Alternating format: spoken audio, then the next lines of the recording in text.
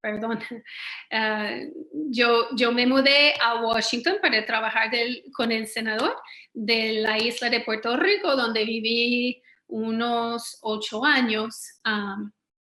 Entonces, empecé con una beca, gané una beca para ser asesora en el Senado estadounidense y luego me quedé trabajando con el senador, entonces como asesora. Y voy a hablar un poco sobre el proyecto que trabajamos cuando yo estuve con él. Específicamente trabajamos en una reforma de las leyes de la salud mental. Bueno, ok. Quisiera empezar con el punto mayor, con resaltar lo que necesitamos llevar con nosotros al fin de esta conferencia.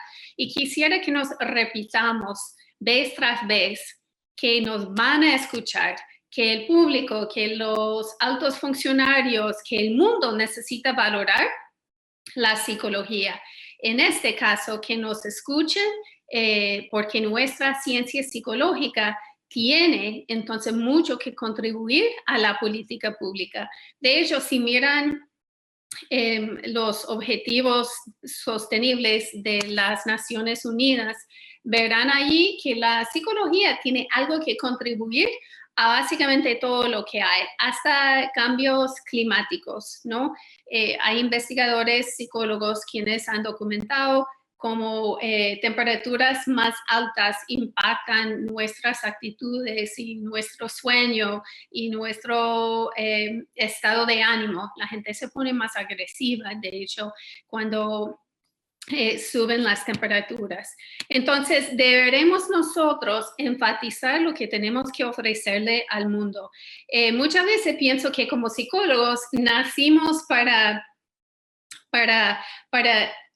cooperar, para abrazar el mundo, para trabajar en grupo. Y eso es muy grande. Yo también quisiera hacer muchas cosas buenas y positivas en el mundo.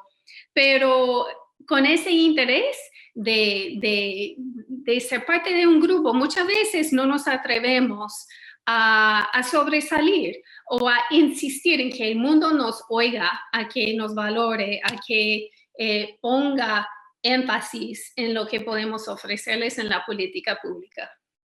Voy a empezar con una historia. Este joven se llama Adam Lanza y hace aproximadamente 5 años se levantó un día y agarró unas armas de fuego en la casa, mató a su madre a quemar ropa y fue hasta la escuela primaria donde él había estudiado unos 10 años antes.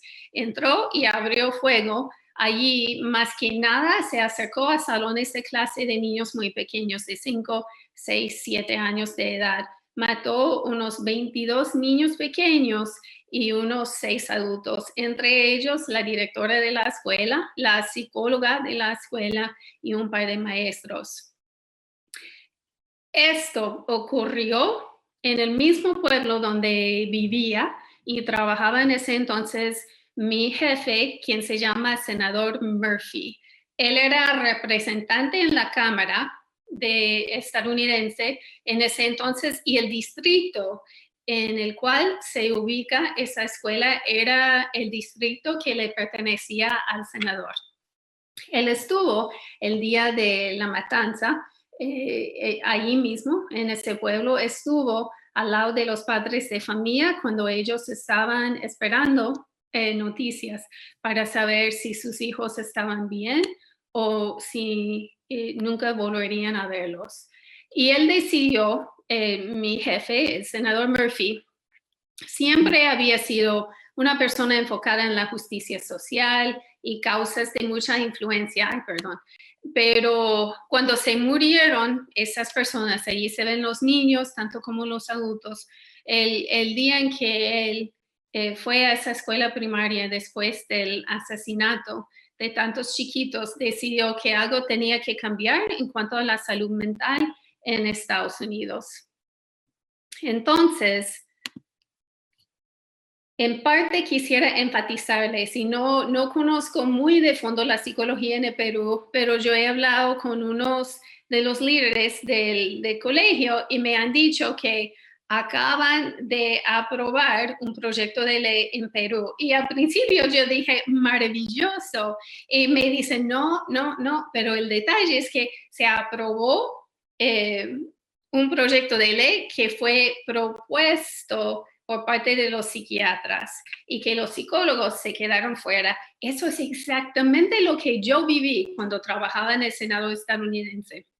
Entonces, después de la muy triste matanza en el estado de Connecticut, llegó un momento en el cual teníamos que hacer cambios. Llegó un momento en el cual el mundo, por decirlo así, nuestras comunidades, nuestra presidente, quien era Obama en ese entonces, estaba escuchándonos. Y yo les pregunto a ustedes, ¿a qué esperamos? El momento es ahora. Si los psiquiatras han logrado pasar un proyecto de ley a favor de servicios de la salud mental, pero los psicólogos quedaron fuera, necesitamos entonces aprovechar nosotros como psicólogos y empezar a empujar, empezar a unir nuestras voces a la legislación, empezar a insistir con los congresistas, empezar a promover la psicología en los proyectos de ley.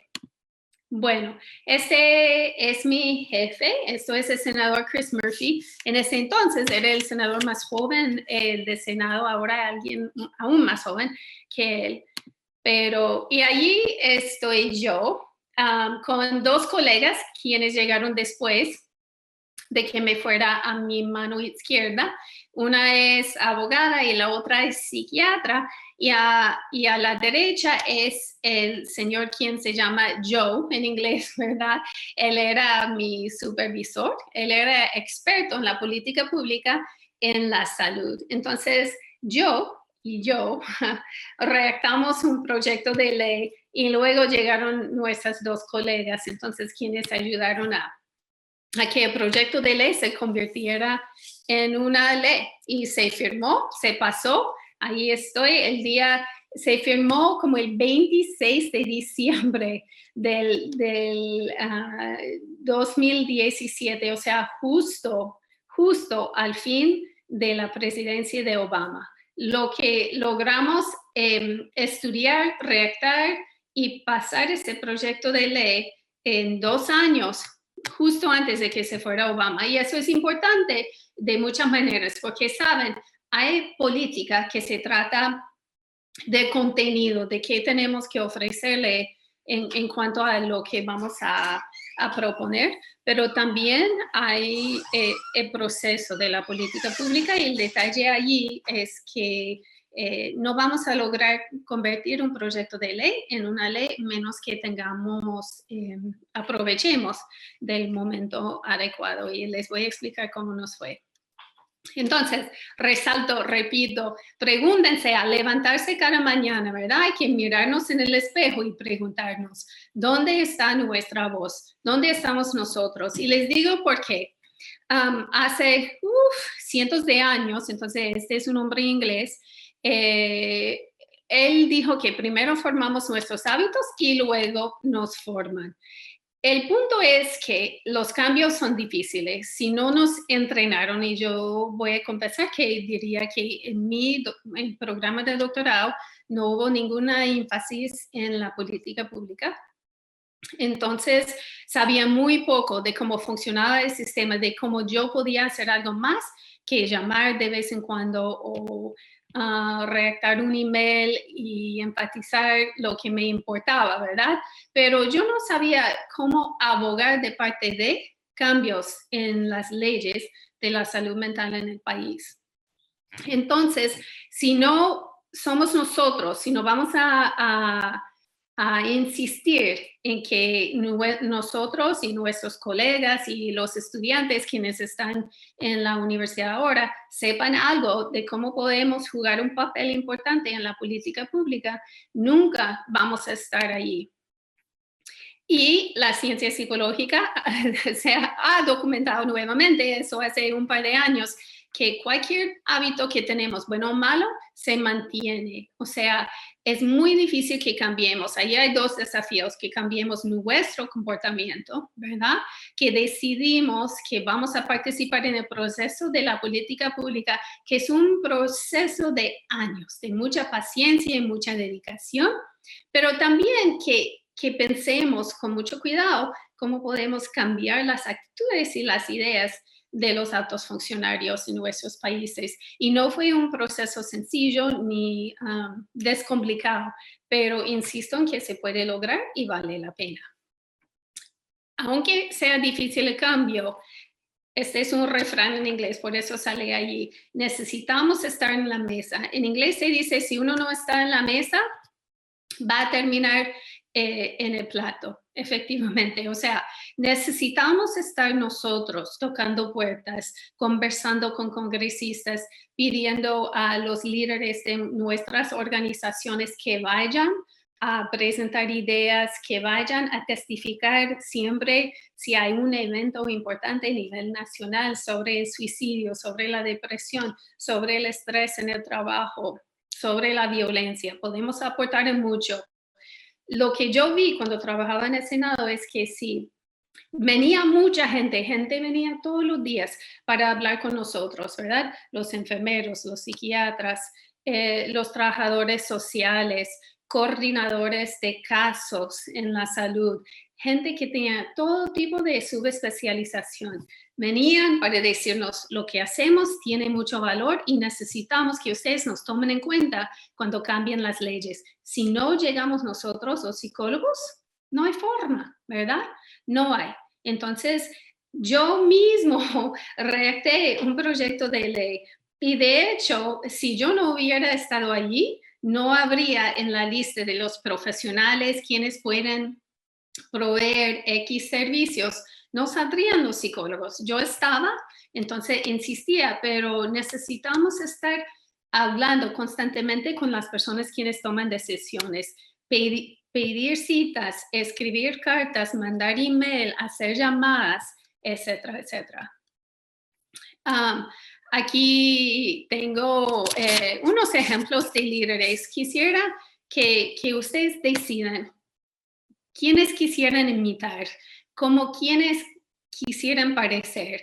Ahí yo busqué, esta es la que tiene el marco, ¿verdad? Con un premio. Ella es peruana, ella ganó, Liz Chicaje se llama, ganó el premio alemán, francés de derechos humanos. Allí, entonces ustedes tienen muchos héroes, es el punto. Van a decir, ¿quién está haciendo cambios? Y pueden seguir sus ejemplos. Yo me imagino, no sé mucho sobre la vida de la señora Chicaje Choray, si se pronunció bien, no sé de ella, pero yo dudo mucho que cuando era niña, que ella siempre creía que fuera a ganar un premio internacional, que iba a lograr cuidar los bosques para los grupos indígenas en el Perú, pero ahí está, en el escenario internacional, muy reconocida porque tomó una decisión y decidió luchar por ella. Igual como cualquiera de esos, Malala, Martin Luther King, Gandhi, Nelson Mandela, esa gente sabía qué era la ruta justa, correcta, indicada y empezó paso por paso. Dedicaron sus vidas a lo mismo. Esto de hacer cambios grandes no es de un día para el otro, no es de un mes, es de años y décadas, pero sí se pueden lograr cambios. Un consejo que les voy a dar, y de hecho esto se enfoca mucho en la importancia de la ciencia psicológica en, en procesos de la política pública. Necesitamos saber nosotros mismos sobre la ciencia psicológica. O sea, necesitamos ponernos al día y siempre estar repasando, leyendo, estudiando para poder explicarles a los altos funcionarios los temas en la psicología. Ellos generalmente son abogados o tienen grados en la política pública o la historia, entonces no entienden la estadística y otros detalles como como lo que nos enseñan en la psicología. Entonces, deberemos entender bastante bien nuestra ciencia para poder traducirla a algo muy, muy exacto, muy específico, pero a la vez bastante sencillo. Oh, aquí. Bueno, quisiera darles un ejemplo de cómo no funciona la ciencia y de los grandes desafíos que enfrentamos cuando estamos tratando de cambiar opiniones de personas que ya han decidido cuál es el curso que quisieran tomar. Este es un senador del estado de Oklahoma y allí está en la Cámara del Senado. Un día cayó nieve en Washington y él llegó a la Cámara del Senado y dice: miren, que la gente mire, entonces que no hay cambios climáticos y eso lo sabemos porque aquí tengo nieve. O sea, eso no es ciencia. Hay expertos quienes han estudiado este fenómeno por años, durante toda su vida tienen estadística. Esto es una persona quien iba caminando a la oficina, cayó nieve, decidió, aquí tengo una prueba de lo que yo creo. Pero realmente eso es una opinión. Sin embargo, lo que necesitamos hacer es conversar sobre ciencia de una manera bastante complicada y sencilla a la vez para que gente como él entienda la importancia de servicios de la salud mental, para que entienda por qué necesitamos programas de prevención para niños de familias donde hay una historia de abuso, etcétera, etcétera. Y para ser sincera, y veremos, entonces muchas veces hay gente con la cual no vamos a trabajar inicialmente. La verdad, ese no es un senador con quien trabajamos mucho en el proyecto de ley en la salud mental, porque a veces hay personas quienes no se van a dejar convencer nunca, jamás. Bueno, estos son ejemplos que voy a repasar muy rápido, pero realmente es nada más para resaltar el hecho de que la psicología no solamente nos da ciencia sobre la experiencia humana, y nos informa sobre todo lo que vivimos los seres humanos en cuanto a la economía y el trabajo, cuestión de tráfico, cuestión de salud, etcétera, etcétera. Pero nuestra misma ciencia nos ayuda a pensar un poco en cómo podemos tener éxito cuando quisiéramos influenciar las personas quienes toman decisiones.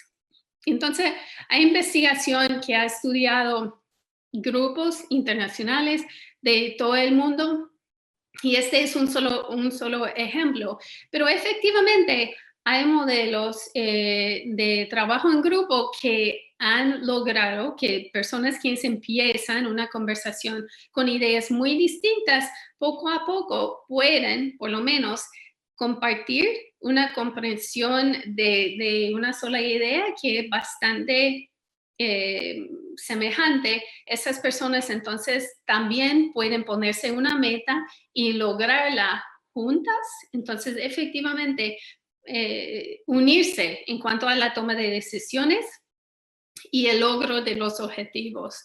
Entonces, y no significa que siempre están dejando a una persona atrás, sino que aprenden a integrar sus diferentes perspectivas. También sabemos mucho sobre cómo el ser humano experimenta la recompensa. Eso es muy importante en la política pública. No nos olvidemos que hasta los buenos, y yo diría que mi jefe era uno de los buenos, hasta los buenos están siempre corriendo para su próxima elección. Ellos desde el día en que ganan su asiento en el Senado, la Cámara, lo que sea, están ya empezando su próxima campaña. ¿Qué es un premio para ellos? ¿Qué es una buena recompensa para ellos? Si llegamos y yo les digo, como yo soy psicóloga, que necesito empleo, no les importa, ¿no? Esto es un premio para mí. Entonces, yo solo les menciono la ciencia de la recompensa, que es una ciencia psicológica, para que traten de analizar un poco cómo pueden influenciar los altos funcionarios pensando un poco en qué va a ser una recompensa para ellos. Significa que no podemos siempre estar llegando con nuestro argumento, sino que deberíamos enmarcar lo que quisiéramos venderles según su punto de vista. Bueno. Y no se olviden que estamos hablando de aproximaciones inteligentes al cambio. Cuando yo llegué al Senado estuve súper emocionada. Yo le dije a mi colega que íbamos a cambiar el mundo, que yo estuve pues pegada al cielo porque estaba segura que lograríamos hacer muchos cambios. Y él básicamente me tocó la cabeza con cariño. No lo hizo, pero ustedes saben qué quiero decir. Y me dice, ay, Amanda, es que tardamos 10 años para pasar una ley, una ley de paridad entre el cuidado de la salud física y el cuidado de la salud mental. Entonces, que yo siguiera soñando. Pero lo que sí sabemos a través de la ciencia psicológica es que si proponemos cambios que no son muy mayores, si proponemos cambios que son razonables, que son básicamente semejantes a lo que ya existe, eso no va a causar demasiado estrés en la persona quien está contemplando el cambio. O sea, quisiéramos llegar a abogar de parte de cambios en la salud mental con ideas que sean grandes pero muy alcanzables a la vez. Bueno, necesitan pensar sobre el tema igual como los del lado opuesto. Allí pueden ver mi jefe, el senador Murphy, y el hombre quien está más cerca en la foto, él se llama senador Cassidy, es un republicano muy, muy conservador del estado de Luisiana, en el sur de Estados Unidos. Mi jefe era un demócrata del noreste de Estados Unidos, de Connecticut, un estado que comparte frontera con Nueva York, y muy liberal. Entonces, estos dos efectivamente no tenían nada en común, ¿verdad? Uno era de un lugar muy tradicional, el otro de un lugar más progresivo. Los dos pertenecían a partidos distintos, pero hay un par de cosas allí. Deberíamos siempre tener en mente el hecho de que podemos, por lo menos, llegar a una comprensión entre dos personas o dos cámaras que tenga algo en común. Entonces, no íbamos a estar de acuerdo siempre o casi nunca con el senador Cassidy. Él era de otro partido, pero encontramos suficientemente en común, bastantes semejanzas para poder negociar y trabajar juntos. Un consejo, y yo les recomiendo que cuando se levanten mañana y decidan que van a adelantar el proceso de abogar de parte de la política pública, que escojan sus aliados con cuidado. O sea, no fue que hablamos con todos los republicanos en el Senado estadounidense, hablamos solamente con un par de ellos, específicamente con el senador Cassidy, porque sabíamos que él era médico, que él tenía una historia familiar de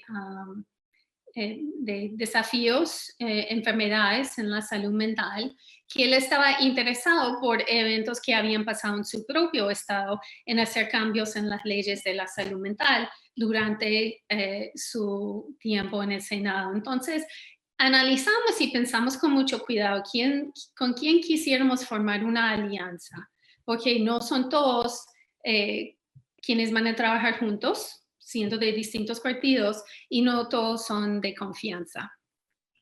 Entonces, ¿qué hacemos si quisiéramos promover un proyecto de ley? Ya les mencioné la importancia de la ciencia. Lo que hicimos, y allí pueden ver la versión inicial del proyecto de ley que sometimos al Congreso estadounidense. Entonces yo estudiamos, fue casi como volver a la universidad. Yo no era psicólogo, entonces yo hice la mayor yo trabajé en detalles relevantes a programas de la salud mental que queríamos que el gobierno apoyara económicamente o en cuanto a la estructura del sistema.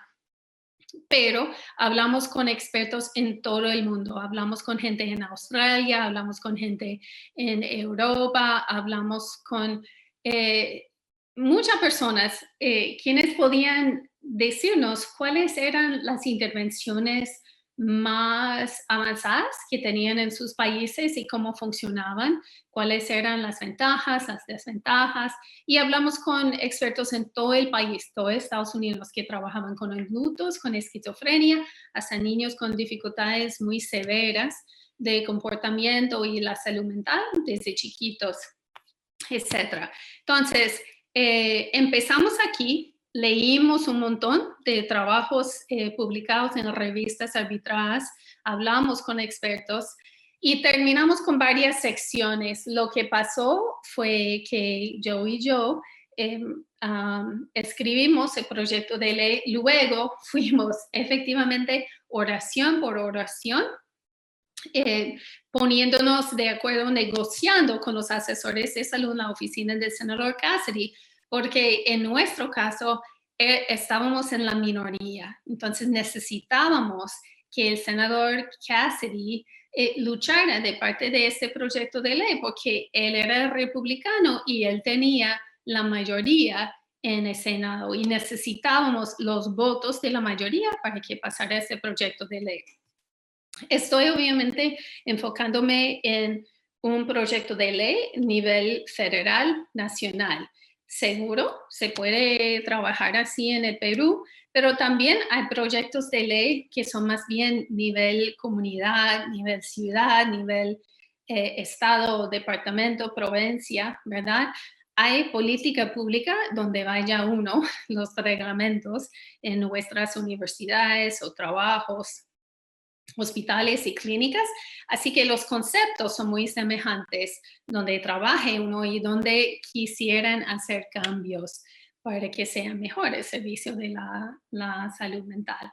Entonces, estos son los artículos. Muy rápido voy a hablar solamente sobre la atención integral, para que vean más o menos los pasos. Yo he trabajado talleres sobre esos que efectivamente establecemos prioridades en la política pública, proponemos un par de proyectos de ley y trabajamos en la escritura de documentos que son de 1 o 2 páginas y profundizan un tema importante. Entonces, y estos talleres normalmente son de 1 día o 2 días, así que eso es más bien un resumen, pero cuando yo esté en Perú en el futuro, veremos si yo veo que somos como 9 si trabajamos juntos en hacerlo real, ¿verdad? Aplicarlo. Entonces, la traducción, lo que hicimos para cada sección que vieron en el proyecto de ley, tuvimos que decidir cuál era el significado, cómo íbamos a definir atención integral. Y eso tenía mucho que ver con lo que investigaciones habían concluido según la efectividad de un programa de atención integral. Entonces, después de resumir investigaciones y hablar, básicamente vender la idea, aplicar, preguntar, evaluar la idea con profesionales, investigadores y organizaciones quienes emplean muchos expertos en la salud mental. Escribimos un borrador, el cual se envió a los abogados que trabajaban en el Senado. Y ellos lo convertían en lo que era el habla legal. Cuando teníamos todo ya hecho, volvimos a pedir opiniones, consultamos con psicólogos, como cualquiera, ¿verdad? Yo con consultorio privado, etcétera, etcétera, con personas quienes trabajaban en clínicas, con expertos trabajando en universidades, etcétera. Para darles un ejemplo, este esquema es un resumen de los modelos que se han trabajado y estudiado en la atención integral. Estos son copiar y pegar de trabajos arbitrados. Y lo que vimos es que un verdadero atención integral contaba con varios componentes. Entonces, el borrador que escribimos se trataba de esto, que el gobierno federal apoyará la implementación de centros de atención integral y estos centros contarán con A, B, C, D, ¿verdad? Y voy a enseñarles esto, pero todo lo que se incluía allí era algo que se había documentado a través de investigación científica. Aquí tienen un ejemplo. Empezamos con el significado de la atención integral. Entonces sabíamos que pueden ver ahí donde la flecha, que una verdadera atención integral requería integración a nivel de sistema, no solo que yo como psicóloga conversara con un generalista médico, entonces si tenía dudas sobre la salud de uno de mis pacientes, no que mi consultorio compartía pared con el consultorio de un médico, sino que trabajáramos en el mismo espacio, compartiéramos el mismo espacio y conversáramos hasta en los pasillos, pero en consultas de caso semanales sobre nuestros clientes o pacientes para estar siempre comunicándonos. Y además, allí mismo en el mismo centro, nos daba la oportunidad de remitir un paciente del momento. Y hay investigación que ha documentado que cuando le remitimos al paciente de la salud mental a un médico y se salen de nuestros consultorios, existe un 70% de posibilidad de que no vayan nunca a esa cita y viceversa. Entonces, ¿cuál era el significado? Hay dos maneras de pensar en la atención integral. Entonces, un grupo son personas con enfermedades crónicas, tales como diabetes, enfermedades cardíacas, que muchas veces existen junto con diagnósticos psiquiátricos. Por ejemplo, se ve un mayor índice de depresión en individuales quienes sufren de problemas del corazón. También el otro grupo que esa atención integral tenía que servir era personas con enfermedades mentales graves, tales como esquizofrenia, quienes tenían entonces problemas físicos, cuales eran relacionados al hecho de que muchas veces los esquizofrénicos no cumplen con citas médicas, viven en la calle, comen muy mal, etcétera, etcétera. Así que desarrollan problemas físicos como resultado.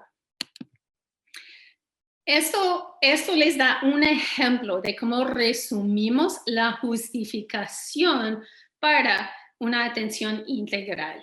Entonces, es una muestra de los datos, pero de los varios trabajos de revistas arbitradas que leímos y estudiamos. Entonces, ¿qué se ve? Por ejemplo, donde una persona tiene enfermedad crónica, hay una incidencia alta de depresión mayor. Los con problemas del corazón, ya se lo mencioné, sufren de depresión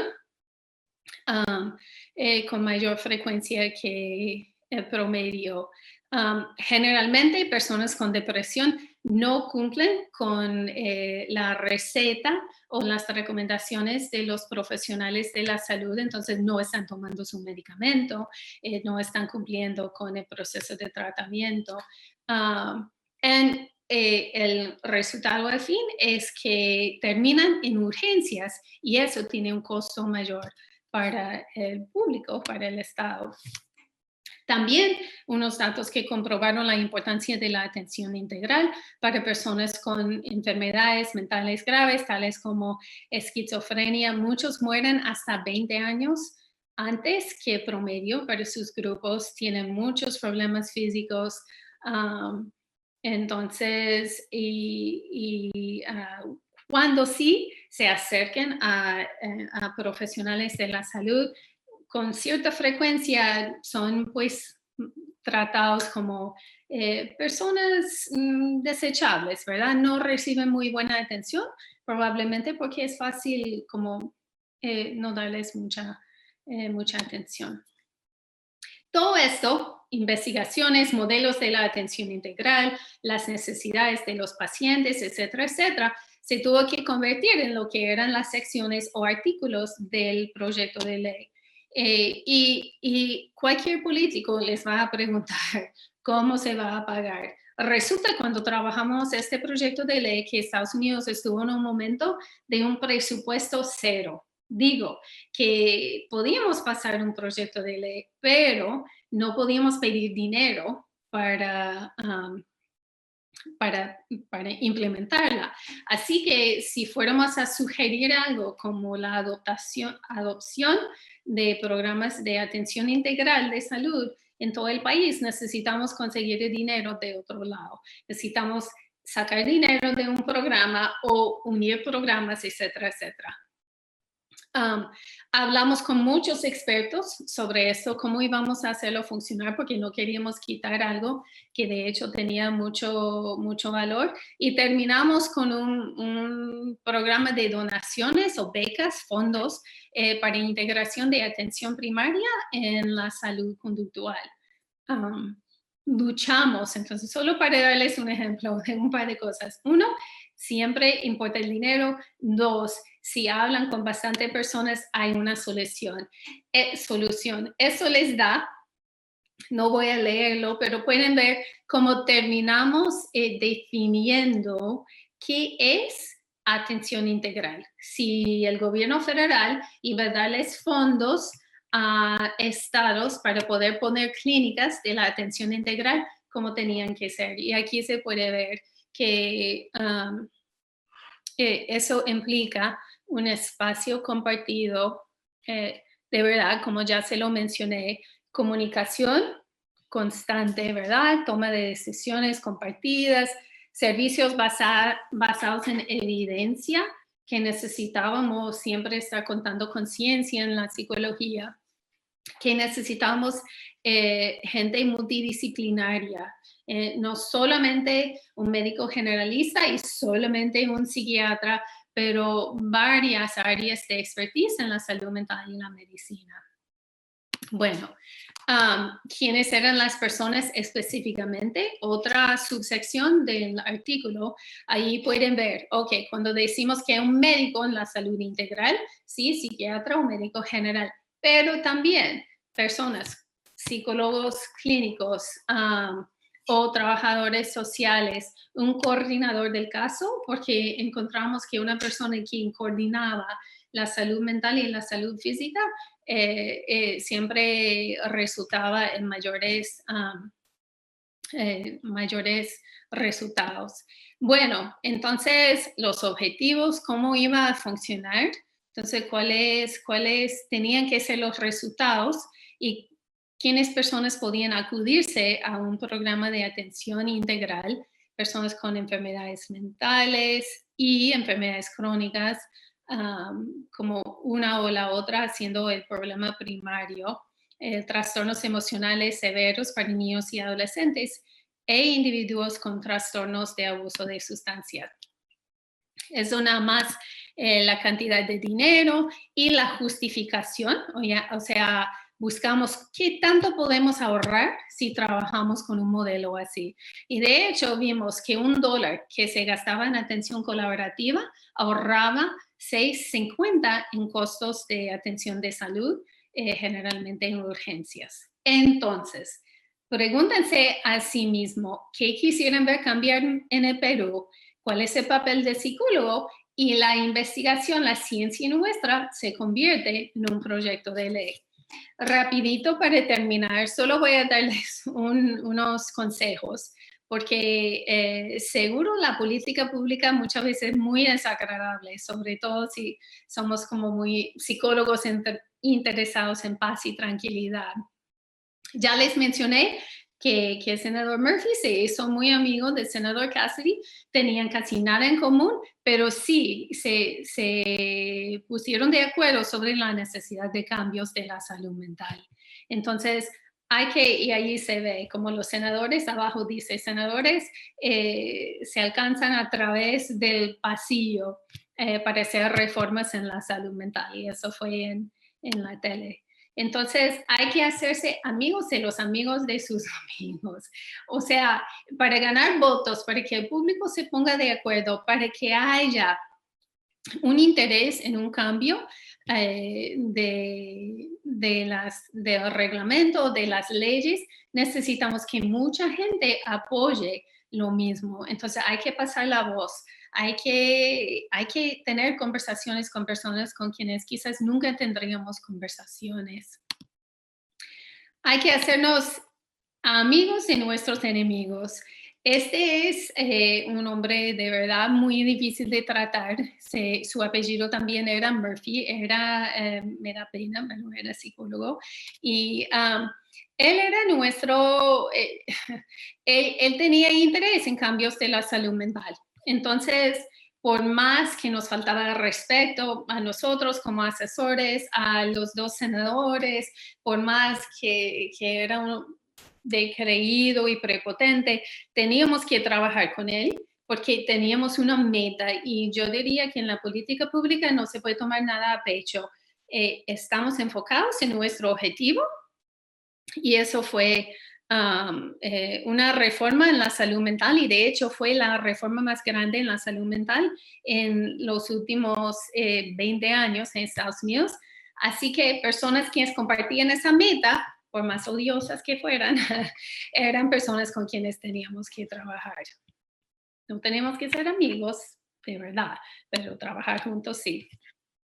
Hay que proponerse algo y tomar la decisión de que se va a trabajar punto fin.